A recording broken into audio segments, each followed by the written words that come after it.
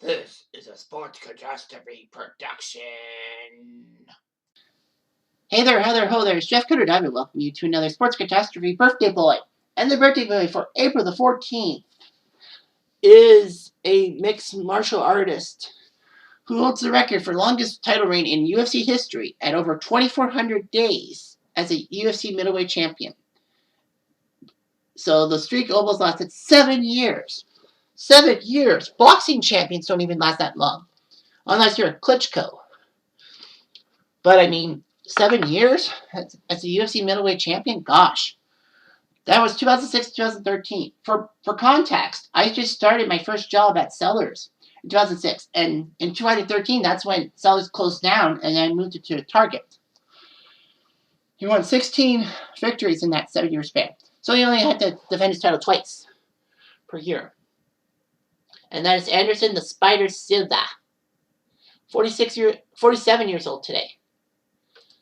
So anyway, he would train in jiu-jitsu with kids with Taekwondo, Capoeira, and Muay Thai. Silva would fight mixed martial arts in the welterweight category and did pretty well for himself. He beat Shudo. He went to Japan and beat Shudo champion Hayato Sakurai. That was the first time Sakurai actually lost a match at Shudo middleweight. Silva then moved up to Pride in 2002, which was the shit. Pride was basically a big rival of UFC, with their massive world charm and all that. Even the great Boss Rudin became a commentator for Pride. Anyway, in his first fight in 2002, he took down Alex Diebling, and then he won via decision against Alexander Oskarsson. At Pride 25, he faced Carlos Newton, the former UFC welterweight champion. And Silva took care of Newton, hitting with a flying knee, strikes, and won by TKO. And then at Pride 26, he took on Daiju Takase. And unfortunately was submitted by Takase. Silva was not motivated and thought about quitting MMA, but another great Brazilian in Pride, Antonio Rodrigo Nogueira, said, "No way. Keep fighting." So Silva then went from shootbox to Brazilian top team to join Nogueira and fought in other promotions around the world. Silva took on Jeremy Horn and won. He would return to Pride New Year's Eve 2004 to face Ryo Chonan.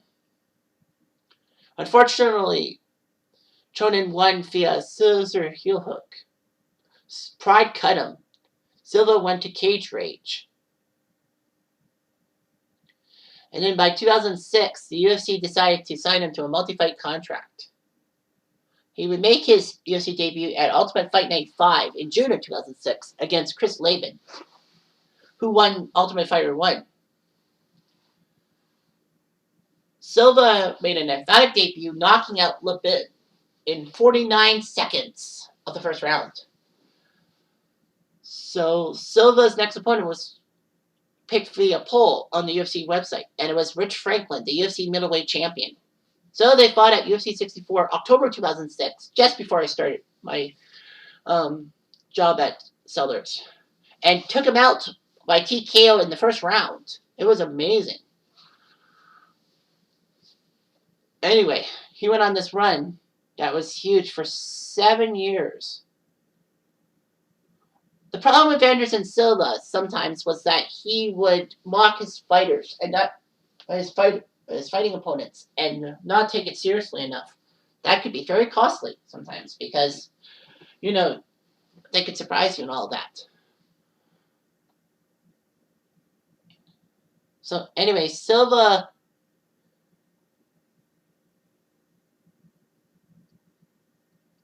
had lost to Chael Sonnen in 2010. Unfortunately, Chael Sonnen tested positive for synthetic testosterone, which meant the fight result was revoked and it was a no contest. They would have a rematch. It took till 2012. And Silva took down Sonnen in the second round with a TKO. So that was huge. And then, well, he thought he would retire after beating Stefan Bonner in 2012. He decided to face Chris Weidman July 2013, just before I started Target. Unfortunately, he showboated and got KO'd in a massive upset by Weidman. The longest title reign in UFC history was broken, and, well, the title reign is still historic to this day. There was a rematch at UFC 168. Unfortunately, Silva did not win that one. Silva had a leg kick, but it was blocked by Weidman's leg, which cracked Silva's left fibula and tibia, and it was ever. So, of course, he had to go through surgery. Silva would come back in July 2014 to UFC on a new contract and all that. Silva was released November 2020 from UFC, but then he decided to have a professional boxing career. He would face Julio Cesar Chavez Jr. and lost by split decision to Silva. It was amazing and all that. And Silva knocked out Tito Ortiz in a pro boxing bout on 9/11/2021. So he is a stand-up fighter, lots of strikes and all that. He has a striking accuracy of 60%, which is pretty impressive. He has 3 sons and 2 daughters with his wife. At least he's with only one. Anderson Silva has a stated love of comic books and comic book heroes, and said that BJ Penn is the greatest pound-for-pound fighter in the history of the sport. So yeah, so he was in a few things. So here's some UFC stuff. UFC middleweight champion once, 10 title defenses. He never won any other tournament. He had 5 fight of the nights, 7 knockout of the nights, the most in UFC history. The longest title reign in UFC history, over 2,400 days. Longest win streak in UFC history, 16. And he has the most finishes in a UFC title fight, 9. Most knockdowns in UFC history, 18. And in title fights with 10. So it was amazing what he could do. And he won Knockout of the Year from ESPN with his win over Vitor Belfort. So man, the guy was an icon and all that. He looked good, but, you know, he had some terrible losses and all that. But you know what? The losses, well, the good outweighs the bad. So that's why Anderson Silva rocked. And he's still an icon to this day.